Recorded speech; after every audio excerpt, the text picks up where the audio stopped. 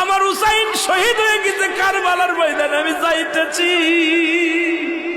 আমার হুসাইন ডাক দিছে নানাজি কইয়া, আমি রওজায় থাকতে পারি নাই রে,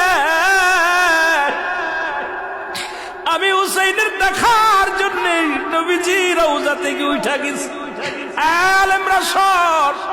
ইবনে আব্বাস বলে আমি স্বপ্নের মধ্যে দেখেছিলাম আমার রাসূল ডাকতে বলে, মক্কা মদিনার মানুষেরা রে আর ঘুমাস না, আর তোরা ঘরের মধ্যে থাকিস না।